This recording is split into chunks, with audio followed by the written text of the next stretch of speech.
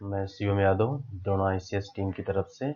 जैसा कि आपको पहले विदित होगा कि सीटेट के सामाजिक विज्ञान के खंड की जो इसका पॉलिटिक्स रिलेटेड चैप्टर है उसकी जो क्लासेस स्टार्ट होने वाली थी उसको ले करके मैं हाजिर हूँ, जो कि सीटेट या टेट के अकॉर्डिंग ही नहीं, अदर वनडे एग्ज़ाम या किसी भी एग्ज़ाम के पॉइंट ऑफ व्यू से भी बहुत इम्पोर्टेंट सीरीज होगी, और जिसको आज से हम लोग स्टार्ट करते हैं, जो आपको मॉर्निंग में प्रतिदिन 7 AM में उपलब्ध होगी। तो चलते हैं, उस क्लास को आगे बढ़ाते हैं, क्रम से समझने का प्रयास करते हैं, जो कि पॉलिटिक्स रिलेटेड क्लास होगी सामाजिक विज्ञान के खंड में, जो सीटेट के अकॉर्डिंग चलेगी। तो चलते हैं, इसको आगे बढ़ाते हैं। तो हाँ, तो उसके पहले एक मोस्ट इम्पॉर्टेंट अपडेट कि डेली करंट अफेयर जो कि आप लोगों को 6 AM में उपलब्ध होगा, जो कि बहुत इंपॉर्टेंट क्वेश्चन के साथ होगा, उसको भी देखना ना भूलें। एंड नेक्स्ट, अब ठीक है दोस्तों, तो हाँ, ये संप्रभुता, हाँ इसमें हम लोग आगे थोड़ा सा बढ़ेंगे। जब यहाँ लिखा विधि, ये वह विधि है जो संप्रभुता को भी प्रभावित करती है। अब यहाँ हम लोग संप्रभुता को एक बार थोड़ा समझने की कोशिश करें। क्या होता है संप्रभुता?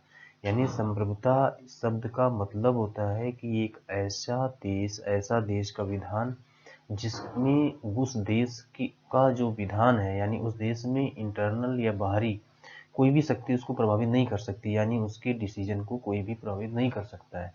उसका एक तरीके से अपना स्वयं का निर्णय हो सकता है। या इसको हम दूसरे शब्दों में समझने की कोशिश करें कि एक ऐसा संप्रभु देश, जब किसी देश पे किसी देश का शासन होता है तो शासित देश कभी संप्रभु नहीं होता है। यानी संप्रभुता का मतलब होता है कि उस पर इंटरनल या एक्सटर्नल बाहरी शक्तियों को कोई प्रभाव नहीं होता है। और इसके बाद चलते हैं हम लोग अपने नेक्स्ट स्लाइड पर।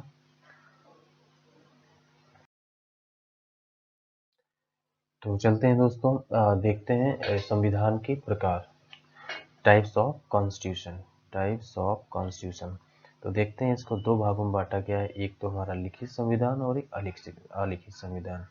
अब ये लिखित संविधान को देखें तो लिखित संविधान को दो भागों में बांटा गया है, एकात्मक एंड संघात्मक। इसको इंग्लिश में जाने तो यूनिटरी एंड फेडरल। अब एकात्मक संविधान को भी आगे चल करके दो भागों में बांटा गया, एक अधिनियमित, जिसको हम इंग्लिश में इनेक्टेड बोल सकते हैं, एक आपका विकसित, जिसको इवॉल्व बोला जा सकता है। अब देखते हैं, हम इस टर्म को थोड़ा थोड़ा सा डेप्थ में जाके समझने की कोशिश करते हैं, क्या होता है लिखित संविधान, क्या होता है अलिखित संविधान। तो लिखित संविधान, सबसे पहले तो हम इस टर्म को जान लेते हैं, लिखित संविधान क्या होता है, कब से बना और सबसे पहले किस देश में ये बनकर तैयार हुआ। तो लिखित संविधान एक ऐसा संविधान होता है जिसका पूरा का पूरा एक दस्तावेज होता है, उसमें अनुच्छेद और उसमें मूल कर्तव्य, मूल अधिकार, इन सब चीज़ों का बाकायदे लेखा जोखा होता है, और उसका एक निश्चित दस्तावेज होता है, उसके नियम कानून जो एक तरीके से लिपिबद्ध होते हैं। यदि हम इस चीज़ को जाने कि लिखित संविधान दुनिया में कहाँ सबसे पहले इंट्रोड्यूस हुआ या सबसे पहले आया, तो अमेरिका को ले सकते हैं कि अमेरिका सबसे पहला देश है जहाँ पर लिखित संविधान का प्रादुर्भाव हुआ या वहाँ पर सबसे पहले इंट्रोड्यूस किया गया। अब उसके बाद यदि हम समझने की कोशिश करें कि अलिखित संविधान क्या होता है, कुछ एग्जाम्पल के रूप में लेना चाहें कि अलिखित संविधान कहाँ सबसे पहले आया, तो अलिखित संविधान एक ऐसा संविधान जिसका कोई लिखित ब्यौरा नहीं होता है। तो जैसे अलिखित संविधान, तो ये अलिखित संविधान जो हमारा है, जो ब्रिटेन, जिससे ब्रिटेन रिलेट करता है, जिसका कोई निश्चित ब्यौरा नहीं होता है। इसी के नीचे हम लोग चलते हैं कि लिखित संविधान को हम जब दो भागों में बांटते हैं, एक एकात्मक संविधान हो जाता है, एक संघात्मक संविधान हो जाता है। क्या होता है एकात्मक संविधान, क्या होता है संघात्मक संविधान, इसको समझने के लिए हम लोग दो उदाहरण देखते हैं। एक तो भारत का देख सकते हैं जो कि संघात्मक व्यवस्था के तहत है, और एक हम ले सकते हैं USA की कॉन्स्टिट्यूशन को, जो कि एकात्मक संविधान है, जहाँ पर राष्ट्रपति प्रणाली होती है। संघात्मक संविधान जहाँ पर मंत्रिमंडलीय प्रणाली होती है या प्रधानमंत्री पद का अस्तित्व होता है। इसी एकात्मक संविधान को हम लोग दो भागों में बांटा गया है, एक अधिनियमित यानी इनेक्टेड कॉन्स्टिट्यूशन, एंड सेकेंड विकसित या इवॉल्व कॉन्स्टिट्यूशन। चलते हैं नेक्स्ट स्लाइड में, इसको और विस्तारित रूप से समझने की कोशिश करते हैं।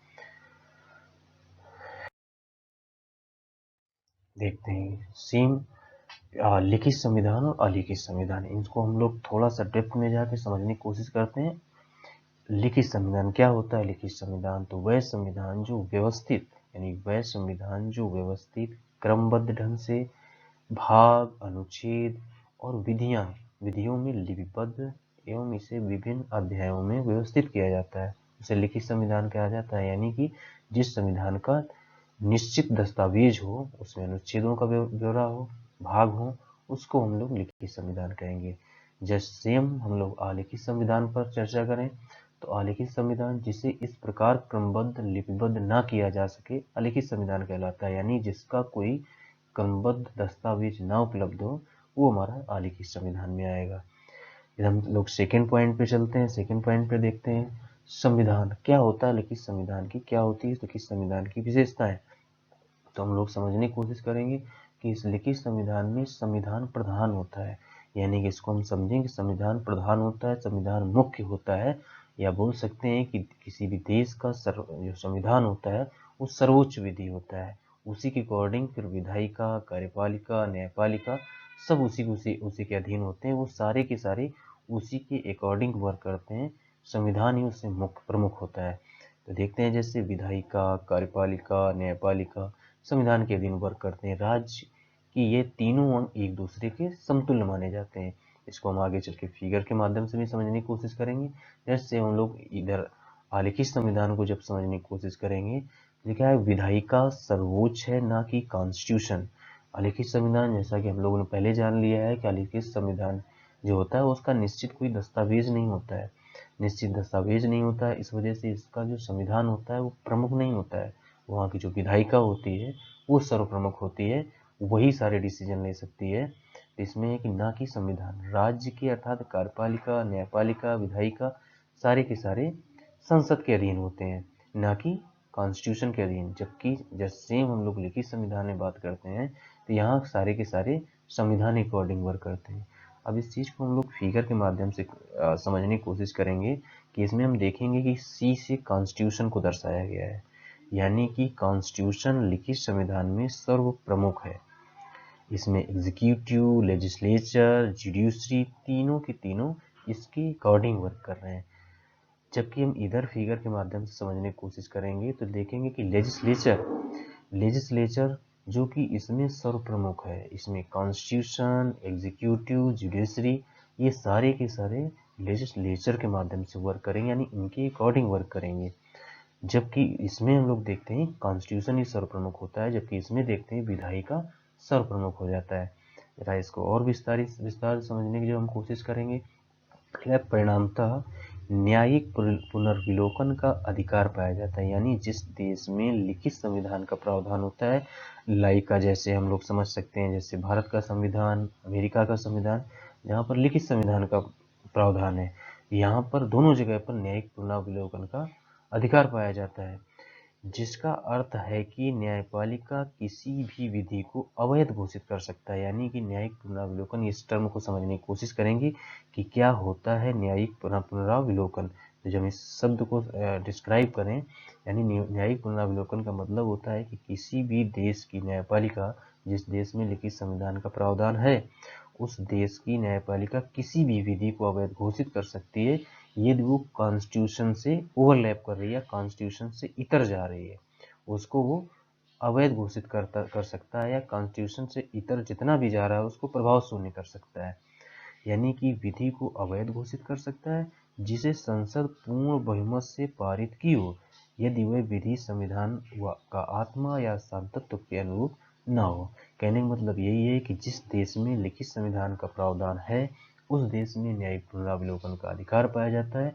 और न्यायिक पुनरावलोकन का अर्थ होता है कि यदि उस देश की एग्जीक्यूटिव कोई भी ऐसा कानून पारित करती है जो कॉन्स्टिट्यूशन को ओवरलैप करता है या कॉन्स्टिट्यूशन से इतर जाता है, कॉन्स्टिट्यूशन के प्रभाव को शून्य करता है, उसकी आत्मा को प्रभाव शून्य करता है, तो उस हद तक वो प्रभाव शून्य होगा जहां तक वो कॉन्स्टिट्यूशन से अधिकार लेगा या कॉन्स्टिट्यूशन से इतर जाएगा। सेम हम लोग जब समझने की कोशिश करेंगे कि आलिखित संविधान में किस किस प्रकार का प्रावधान है, तो हम लोग सबसे पहले जानते हैं कि इसमें संविधान प्रमुख नहीं होता है। संविधान प्रमुख नहीं है तो यहाँ पर न्यायिक पुनरावलोकन का अधिकार भी नहीं पाया जाता है। यानी न्यायिक पुनरावलोकन अलिखित संविधान जिन जिन कंट्रियों में पाया जाता है वहाँ पर इसका प्रावधान नहीं होता है, जैसे कि हम लोग ब्रिटेन को समझ सकते हैं उदाहरण के रूप में। इसलिए और तो यहाँ पर हम लोग कहाँ पर थे कि न्यायिक पुनरावलोकन यानी अलिखित संविधान में न्यायिक पुनरावलोकन का अधिकार नहीं पाया जाता है। इसलिए न्यायपालिका संसद द्वारा विधि की समीक्षा नहीं कर सकती। यानी न्यायपालिका को यह अधिकार नहीं होता है कि संसद द्वारा किसी भी विधि की समीक्षा कर सके। यानी कि हम लोग कह सकते हैं कि ब्रिटेन के संविधान में जो संसद है वो किसी प्रकार का कानून बना सकती है, यानी कि वो न्यायिक पुनरावलोकन से बाहर है। जबकि जिन देशों में लिखित संविधान का प्रावधान है जैसे कि भारत, अमेरिका, यहाँ की संसद ऐसा कोई भी कानून पारित नहीं कर सकती है जो कि संविधान को ओवरलैप करता हो या संविधान से इतर जाता हो। हम लोग और आगे टर्म को समझने की कोशिश करते हैं। जैसे न्यायपालिका स्वतंत्र एवं स्वाधीन होती है। जिन जिन देशों में लिखित संविधान का प्रावधान होता है उन देशों में न्यायपालिका स्वतंत्र होती है, यानी कि वो एग्जीक्यूटिव और जुडिशरी, एग्जीक्यूटिव बोल सकते हैं या लेजिस्लेचर बोल सकते हैं, इनसे स्वतंत्र होती है, स्वाधीन होती है। जबकि जो लिखित संविधान में इसकी तुलनात्मक अध्ययन करते हैं, न्यायपालिका स्वतंत्र और स्वाधीन नहीं है, जबकि सेम लिखित संविधान में इसको स्वतंत्रता दी गई है। हम लोग फिफ्थ पॉइंट को समझने की कोशिश करते हैं। संघात्मक विवादों में न्यायपालिका निर्णय करती है।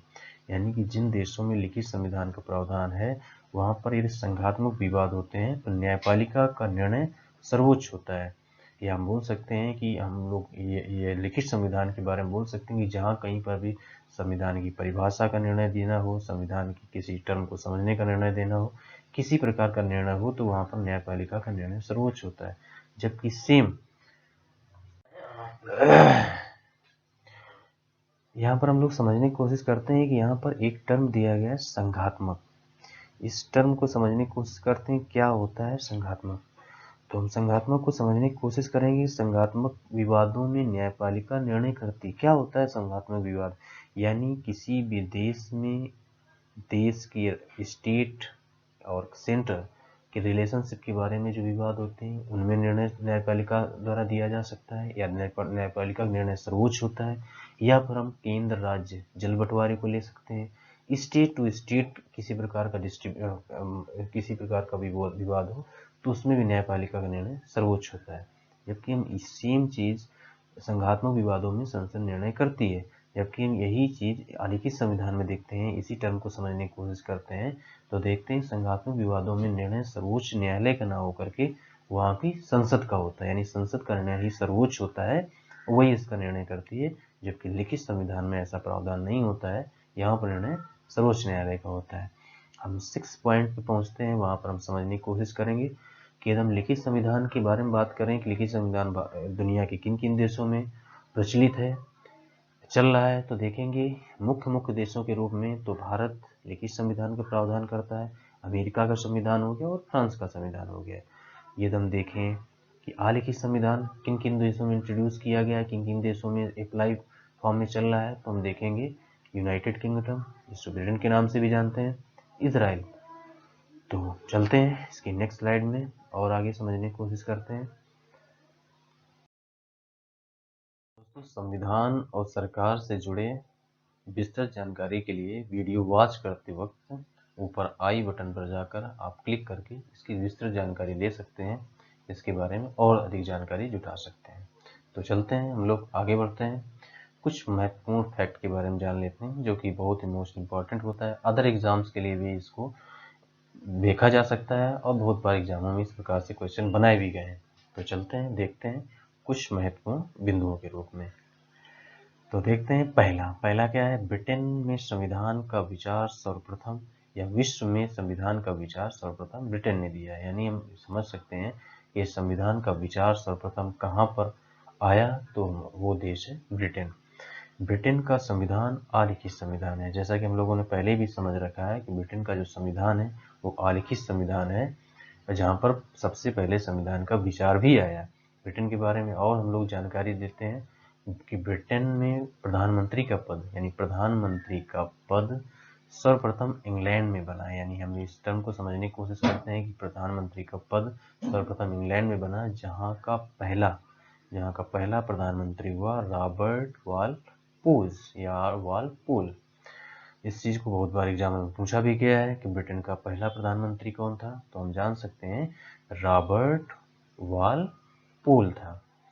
अब लोग एक टर्म को और समझने की कोशिश करते हैं जिसपे अक्सर क्वेश्चन बनाए भी गए हैं कि क्या होता है ग्रेट ब्रिटेन, क्या होता है यूनाइटेड किंगडम। ये ग्रेट ब्रिटेन में किसको शामिल किया जाता है और यूनाइटेड किंगडम में किन किन पार्ट को, किन किन उसके हिस्से को शामिल करके हम लोग बोलते हैं। तो देखते हैं ग्रेट ब्रिटेन, जिसको आगे स्लाइड में फिगर के माध्यम से भी समझाया जाएगा। तो यहाँ हम लोग समझने की कोशिश करते हैं ग्रेट ब्रिटेन, यानी ग्रेट ब्रिटेन में इंग्लैंड शामिल होगा, स्कॉटलैंड होगा जिसको हम फिगर से बाद में क्लियर करेंगे, और वेल्स को भी शामिल किया जाता है।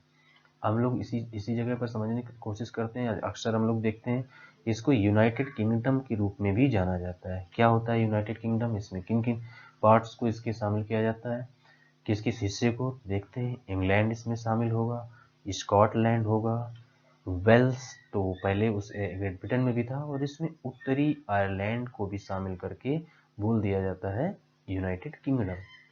यानी कि यूनाइटेड किंगडम में 4 हिस्सों को जोड़ करके यूनाइटेड किंगडम बनता है, जबकि 3 हिस्सों को जोड़ करके ग्रेट ब्रिटेन का निर्माण होता है। अब हम लोग इसके अगले हिस्से में पहुंचते हैं। सबसे पहला लिखित संविधान, बहुत इंपॉर्टेंट है। ये सबसे पहला लिखित संविधान कहाँ पर बना। सबसे पहला लिखित संविधान अमेरिका का है, यानी सर्वप्रथम अमेरिका में सबसे पहला लिखित संविधान बना। आप लोग जानते होंगे दोस्तों 1776 में अमेरिका स्वतंत्र हुआ, जिसके बाद अमेरिका में कॉन्स्टिट्यूशन का निर्माण हुआ, और सबसे पहला लिखित संविधान भी अमेरिका में ही बना। यहाँ हम लोग देखेंगे यहाँ का संविधान विश्व का सबसे छोटा संविधान भी है। अप्रॉक्सीमेटली 7 अनुच्छेद ही हैं इसके संविधान में, यानी कि विश्व का सबसे छोटा संविधान भी है, विश्व का पहला लिखित संविधान भी है, और विश्व का प्रथम संविधान भी है। सबसे पहले संविधान को यहाँ पर इंट्रोड्यूस किया गया। देखते हैं जो अमेरिका का संविधान है, वहाँ की जो राष्ट्रपति प्रणाली है उसके बारे में। तो यहाँ देखते हैं राष्ट्रपति का पद सबसे पहले अमेरिका में बना, यानी यहाँ पर क्योंकि हम लोग जानते हैं कि अमेरिका में राष्ट्रपति प्रणाली होती है, यानी प्रेसिडेंशियल सिस्टम जिसको बोला जा सकता है, यानी वहाँ पर राष्ट्रपति ही प्रमुख होता है। वो जुडिशरी हो, एग्जीक्यूटिव हो, सर्व प्रमुख होता है राष्ट्रपति। और इसका कार्यकाल के रूप में देखते हैं तो अमेरिका का राष्ट्रपति का कार्यकाल 4 वर्ष का होता है। यहाँ का प्रथम राष्ट्रपति, मोस्ट इम्पोर्टेंट जानकारी है जो अक्सर एग्जाम में पूछा जाता है। यहाँ का प्रथम राष्ट्रपति जो हुआ वो जॉर्ज वाशिंगटन हुआ। यहाँ का राष्ट्रपति 4 वर्षों के लिए चुना जाता है, जैसा कि हम लोग पहले इसको जान चुके हैं। अब चलते हैं हम लोग आगे स्लाइड में।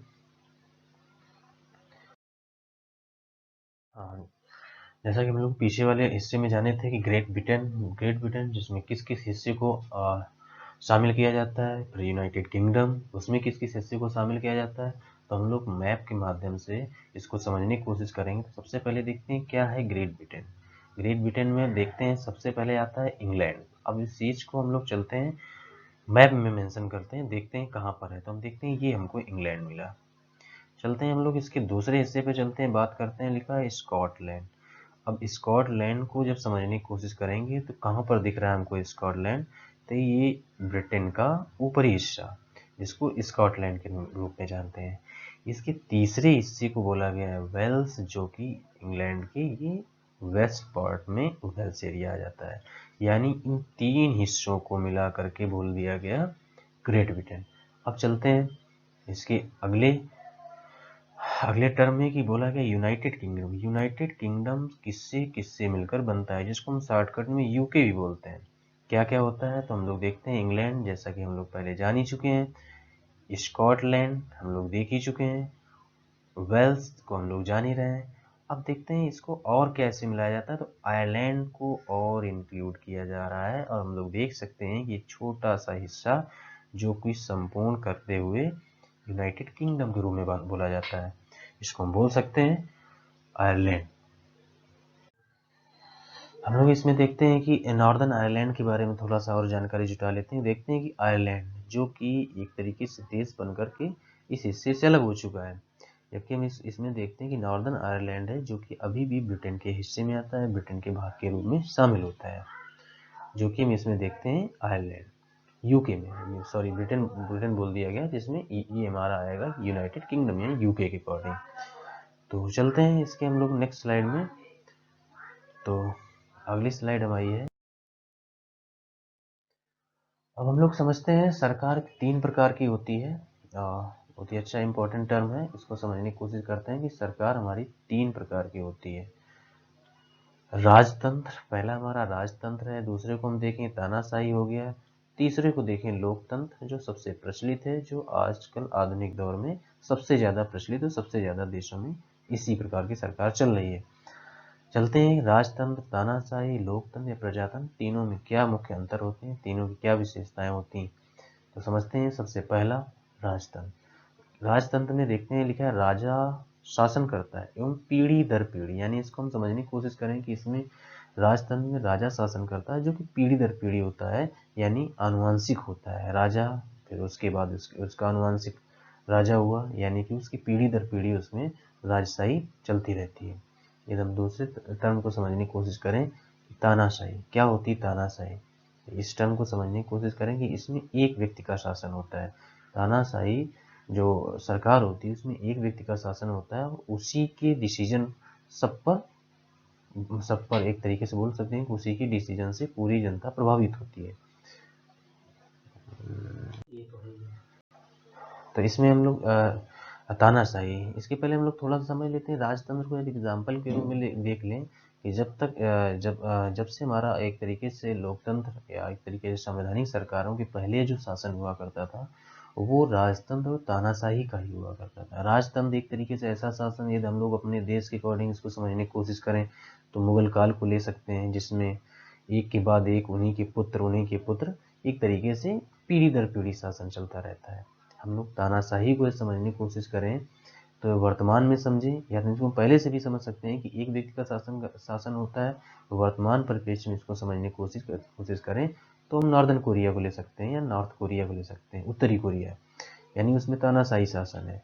अब इसको हम थोड़े से बैक जाकर समझने की कोशिश करें तो हम एक देश है क्यूबा, क्यूबा को ले सकते हैं जो कि मैक्सिको के पूर्व में पड़ता है, नॉर्थ अमेरिका में मैक्सिको पूर्व में एक देश है क्यूबा। ये क्यूबा में देखें तो फिदेल कास्ट्रो क्यूबा की तानाशाह हुए, जिन्होंने 45 वर्षों तक, यानी 45 वर्षों तक शासन किया तानाशाही के रूप में। इनके बारे में थोड़ी सी और इम्पोर्टेंट जानकारी जान लेते हैं कि फाइडल Alessandro Castro ROUGE was the Cuban revolutionary and politician who governed the Republic of Cuba as a prime minister from 1959 to 1976। यानी कि फिडेल कास्ट्रो जिनके बारे में हम लोग चर्चा कर रहे हैं, इन्होंने रिपब्लिक ऑफ क्यूबा में प्राइम मिनिस्टर के रूप में 1959 से लेकर 1976 तक, एंड देन द प्रेसिडेंट, मतलब 1976 तक प्रधानमंत्री के रूप में, and then as a president from 1976 to 2008 तक शासन किया तानाशाह के रूप में, 45 वर्षों तक शासन किया। इनके बारे में थोड़ी सी और जानकारी जाने, इनका जन्म कब हुआ, तो देखते हैं 13 अगस्त 1926 को वीरन क्यूबा में हुआ। इनकी मृत्यु कब हुई, तो हम देखते हैं 25 नवंबर 2016 हवाना, जो कि क्यूबा की कैपिटल भी है हवाना।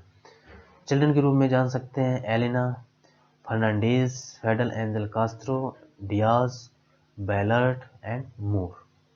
Previous office president of Cuba 1976 to 2001, जिसको हम लोग जान चुके हैं, प्रेसिडेंट के रूप में इन्होंने 1976 से 2001 के रूप में काम किया। यदि हम बात करें प्राइम मिनिस्टर ऑफ क्यूबा तो इन्होंने 1976 से 2008 प्राइम मिनिस्टर के रूप में, यहाँ पर हम लोग देख सकते हैं कि प्राइम मिनिस्टर के रूप में यहाँ पर वर्क किया है 1959 से लेकर 1976 तक। हम लोग देखते हैं प्राइम मिनिस्टर ऑफ क्यूबा के रूप में, हाँ ये आगे मेंशन भी किया गया है। अब लोग तीसरे टर्म को समझने की कोशिश करते हैं कि लोकतंत्र या प्रजातंत्र। क्या होता है लोकतंत्र, यानी एक ऐसा शासन जो जनता द्वारा हो, जनता के लिए हो, जनता के द्वारा चुनी गई हो, जो जनता के हित में हो। जैसा कि हम लोग आगे इसको समझने की कोशिश करते हैं क्या होता है लोकतंत्र, जिसको हम प्रजातंत्र के रूप में भी बोलते हैं। लिखा है जनता द्वारा जनता के लिए शासन, इस टर्म को अमेरिका के प्रेसिडेंट अब्राहम लिंकन ने दिया था। यानी एक ऐसा शासन, एक ऐसी शासन प्रणाली जो जनता द्वारा चुनी गई हो, जनता के लिए हो और जनता का शासन हो, जिसमें जनता का शासन हो, जनता द्वारा चुनी गई हो, जनता का ही मत हो। अब्राहम लिंकन जो कि यूएसए के 16 प्रेसिडेंट थे या दास वर्ग के पहले राष्ट्रपति भी थे। यदि हम बात करें कि इस टर्म को किसने दिया, तो अब्राहम लिंकन ने दिया, जो कि अमेरिका के 16 नंबर के प्रेसिडेंट हुए, जो कि अमेरिका में दास वर्ग के भी पहले राष्ट्रपति थे। इन्होंने ही दास प्रथा का अंत किया। 1865 में इनकी मृत्यु हो गई। यदि बात करें कि अमेरिका में, जैसे एक क्वेश्चन पूछा जा सकता है, बहुत बार पूछा भी गया है कि अमेरिका में दास प्रथा को खत्म करने वाले प्रेसिडेंट कौन हुए, तो हम इसके आंसर के रूप में चुन सकते हैं कि राष्ट्रपति अब्राहम लिंकन, जो कि वहाँ के 16 नंबर के प्रेसिडेंट हुए। अब देखते हैं नेक्स्ट टर्म को समझने की कोशिश करते हैं। गणतंत्र क्या होता है? गणतंत्र, हम लोग इसी टर्म को सबसे पहले क्लियर करते हैं। गणतंत्र होता क्या है, तो हम समझते हैं गणतंत्र को समझने की कोशिश करते हैं। यानी किसी भी देश का ऐसी शासन प्रणाली जिस देश का मुखिया देश का आनुवंशिक प्रधान ना हो, या उसको हम बोल सकते हैं पीढ़ी दर पीढ़ी प्रधान ना हो। वो देश का मुखिया एक तरीके से निर्वाचित हो। वो निर्वाचन अप्रत्यक्ष भी हो सकता है, प्रत्यक्ष भी हो सकता है, लेकिन हम लोग यहाँ पर ये ध्यान देंगे कि उस देश का मुखिया एक तरीके से गणतंत्रात्मक व्यवस्था के तहत हो, या हम बोल सकते हैं कि चुना हुआ हो। तो यहाँ हम लोग देखने की कोशिश करेंगे कि यहाँ का जो राष्ट्राध्यक्ष होता है उसका निर्वाचन होता है। हम लोग इसके एग्जाम्पल के रूप में समझने की कोशिश करते हैं कि तो भारत का संविधान या भारत का कॉन्स्टिट्यूशन, जहाँ पर हमारा जो राष्ट्राध्यक्ष होता है, राष्ट्रपति होता है, वो निर्वाचित होता है। अब निर्वाचन अप्रत्यक्ष और प्रत्यक्ष हो सकता है। जैसे भारत का राष्ट्रपति अप्रत्यक्ष चुनाव के तहत चुना जाता है। जैसे हम लोग समझने की कोशिश करेंगे कि जिन देशों में लोकतांत्रिक शासन प्रणाली है, क्या वहाँ पर भी जो राष्ट्राध्यक्ष है वो गणतांत्रिक व्यवस्था के तहत है, तो हम समझने की कोशिश करेंगे ब्रिटेन का कॉन्स्टिट्यूशन, जहाँ पर राष्ट्राध्यक्ष जो होता है वो गणतंत्रात्मक व्यवस्था के तहत नहीं होता है, यानी उसका चुनाव, वो निर्वाचन नहीं होता है, वो एक पीढ़ीगत होता है। जबकि भारत में ऐसा नहीं, भारत का राष्ट्राध्यक्ष जो होता है वो निर्वाचित होता है। तो इसमें क्या, जिस देश में राष्ट्रप्रधान राष्ट्रपति का निर्वाचन होता है उसे गणतंत्र कहते हैं। स्विट्जरलैंड का राष्ट्रपति 1 वर्ष के हेतु चुना जाता है। तो यहाँ पर हम इस टर्म को याद रखेंगे, कभी भी एग्जाम में पूछा जा सकता है कि स्विट्जरलैंड का जो प्रेसिडेंट होता है कितने वर्ष के लिए चुना जाता है, तो हम याद रखेंगे कि वहाँ का राष्ट्रपति 1 वर्ष के हेतु चुना जाता है। चलते हैं हम लोग नेक्स्ट स्लाइड में। प्रजातंत्र के प्रकार हम लोग इसको समझने की कोशिश करते हैं कि प्रजातंत्र के प्रकार यानी किस किस प्रकार की व्यवस्थाएं हैं। तो हम लोग देखते हैं, जैसा कि हम लोग पहले भी जाने हैं, कि अलग अलग प्रकार की शासन व्यवस्था है। अलग अलग प्रकार की शासन व्यवस्था में देखते हैं कि हम लोग पहला आता है अध्यक्षात्मक प्रजातंत्र, यानी इसको हम लोग इंग्लिश में देखेंगे प्रेसिडेंशियल डेमोक्रेसी। और आगे हम लोग समझ सकते हैं दूसरी हमारी व्यवस्था आ जाती है तो संसदीय व्यवस्था प्रजातंत्र आ जाता है, पार्लियामेंट्री डेमोक्रेसी आ जाती है। अब इन्हीं टर्म को हम थोड़ा थोड़ा समझने की कोशिश करते हैं कि अध्यक्षात्मक डेमोक्रेसी क्या होती है, कहाँ कहाँ पर इंट्रोड्यूस की गई है। तो हम लोग पहले समझने की कोशिश करते हैं कि अध्यक्षात्मक व्यवस्था, तो यूएसए में हमारा इसमें सबसे पहला एग्जाम्पल बनता है कि अध्यक्षात्मक व्यवस्था यानी प्रेसिडेंशियल गवर्नमेंट सबसे पहले या सर्व प्रमुख रूप से यूएसए में इंट्रोड्यूस की गई, या सबसे पहले यूएसए में शुरू हुई। यहाँ सर्वोच्च शक्ति राष्ट्रपति के पास होती है, यानी प्रेसिडेंशियल गवर्नमेंट में प्रधानमंत्री ही सर्वेसर्वा होता है, वही सब कुछ होता है। यहाँ पर प्रधानमंत्री पद का अस्तित्व ही नहीं होता, यानी प्रधानमंत्री पद होता ही नहीं है। इसी प्रकार से यदि हम लोग संसदीय व्यवस्था को समझने की कोशिश करें, जिसको हम इंग्लिश में पार्लियामेंट्री डेमोक्रेसी बोलते हैं, तो इसमें हम लोग समझेंगे संसदीय प्रजातंत्र इंग्लैंड के द्वारा शुरू किया। यानी एक क्वेश्चन आ जाता है कि संसदीय व्यवस्था का प्रादुर्भाव ऑरिजिन कहाँ से हुआ, यानी इसका जन्म कहाँ से हुआ, तो हम आंसर के रूप में चुनाव कर सकते हैं कि पार्लियामेंट्री डेमोक्रेसी या संसदीय व्यवस्था का प्रादुर्भाव इंग्लैंड में सर्वप्रथम हुआ। इसके अंतर्गत क्या होता है, इसके अंदर राष्ट्रपति दोनों सदन राज्यसभा लोकसभा से आते हैं। जब हम महारानी को भी इसमें शामिल कर लेते हैं तो ये क्राउन कहलाता है, यानी क्राउन के रूप में जानते हैं। हालांकि हम लोग इस टर्म को समझ चुके हैं कि वहाँ पर ब्रिटेन में जो क्राउन होता है, जो महारानी होती है, वो वंशानुगत होती है, जबकि भारत में ऐसा नहीं। भारत में गणतंत्र व्यवस्था है जिसके तहत भारत का जो राष्ट्रपति होता है, जो प्रधान होता है, उसका भी निर्वाचन होता है। तो हम लोग अगले टर्म को समझने की कोशिश करेंगे। भारत में संविधान के अनुसार राष्ट्रपति का पद, भारत में संविधान में राष्ट्रपति पद उच्च होता है तथा वैधानिक रूप से प्रधानमंत्री का पद उच्च होता है। हम लोग इसको दूसरे टर्म में समझने की कोशिश करें कि भारत में राष्ट्रपति का जो पद होता है वो नामिक होता है, नाम मात्र का होता है, जबकि भारत में प्रधानमंत्री का पद होता है वो एक तरीके से बोल सकते हैं प्रधान पद होता है, सारी शक्तियां उसी पर निहित होती हैं। तो बोल सकते हैं राष्ट्रपति प्रधानमंत्री की सलाह पर कार्य करता है। भारत में राष्ट्रपति का कार्य होता है प्रधानमंत्री की सलाह से कार्य करना। अब चलते हैं इसी को हम थोड़े एक और अगले टर्म को समझने की कोशिश करते हैं। प्रजातंत्र की प्रकृति यानी कि डेमोक्रेसी प्रकृति के बारे में बात करते हैं कि कहीं पर आपको एकात्मक सरकार मिलेगी, कहीं आपको संघात्मक व्यवस्था मिलेगी, कहीं आपको अर्ध संघात्मक व्यवस्था मिलेगी। तो एकात्मक सरकार, संघात्मक सरकार और अर्ध संघात्मक सरकार को एक एक टर्म को समझने की कोशिश करेंगे। देखते हैं पहला हमारा टर्म आता है एकात्मक सरकार। क्या होती है एकात्मक सरकार? इसमें क्या है, इसमें सत्ता का केंद्रीकरण होता है। एकात्मक सरकार में सत्ता का केंद्रीकरण होता है, यानी सत्ता एक तरीके से बोल सकते हैं डिसेंट्रलाइज न होकर सेंट्रलाइज होती है। शक्तियों का बंटवारा नहीं होता है, कार्यों का बंटवारा ना हो पाया जाना। इंग्लैंड की सरकार एकात्मक सरकार है। यदि हम लोग उदाहरण के रूप में देखें कि एकात्मक सरकार के उदाहरण के रूप में देखेंगे, इंग्लैंड की सरकार एकात्मक सरकार है। यहाँ पर केंद्र पर एवं राज्य सरकारें नहीं होती हैं, यानी ये यहाँ पर केंद्र एवं राज्य सरकारें नहीं होती, यहाँ पर एक ही सरकार का शासन होता है। एकात्मक सरकार बनाने वाला इंग्लैंड पहला देश है। यहाँ पर राज्य एवं केंद्र की बजाय सिटी होते हैं, जैसे लंदन सिटी। इस प्रकार से यहाँ व्यवस्था की जाती है। यहाँ पर हम एक चीज़ और देख सकते हैं कि एकात्मक सरकार छोटे देशों के लिए एक तरीके से बोल सकते हैं कि मान्य है, छोटे देशों के लिए प्रभावी है, जबकि बड़े देशों के लिए भारत, यूएसए, इस प्रकार के बड़े देशों के लिए एकात्मक सरकार इतनी प्रभावी नहीं है। अब देखते हैं हमारा दूसरा टर्म है संघात्मक सरकार। क्या होती है संघात्मक सरकार? इसमें सत्ता का विकेंद्रीकरण है। इसमें बोल सकते हैं कि इसमें सरकार का डिसेंट्रलाइजेशन होता है, शक्तियों का बंटवारा होता है, शक्तियों का विभाजन व कार्यों का बंटवारा होता है। इसमें हम लोग देखते हैं कि जो संघात्मक सरकार होती है, केंद्र सरकार होती है, एक राज्य सरकार होती है, और देखते हैं कि इसमें यदि हम भारत के अकॉर्डिंग देखें तो इसमें राज्य सरकार के नीचे पंचायतों की व्यवस्था होती है, पंचायतों का प्रावधान किया गया है। सर्वप्रथम संघात्मक सरकार यूएसए में बनी। हम लोग देखते हैं कि सर्वप्रथम संघात्मक सरकार कहाँ पर बनी, तो हम लोग देखते हैं, हम लोग जानते हैं कि सर्वप्रथम संविधान का निर्माण यूएसए में हुआ, वहीं पर सर्वप्रथम संघात्मक सरकार का प्रादुर्भाव हुआ। इसमें केंद्र एवं राज्य सरकारों के पास बराबर शक्तियां होती हैं, यानी हम लोग देखेंगे कि संघात्मक सरकार में केंद्र की शक्तियां और राज्य की शक्तियों का बराबर बंटवारा होता है। अब चलते हैं इसके नेक्स्ट टर्म को समझने की कोशिश करते हैं। इसका नेक्स्ट टर्म क्या कह रहा है? अर्ध संघात्मक सरकार। क्या होती है अर्ध संघात्मक सरकार? इसमें कह रहा है इस सरकार में सत्ता का विकेंद्रीकरण होता है, यानी डिसेंट्रलाइजेशन होता है, शक्तियों का विभाजन भी होता है, कार्यों का बंटवारा भी होता है।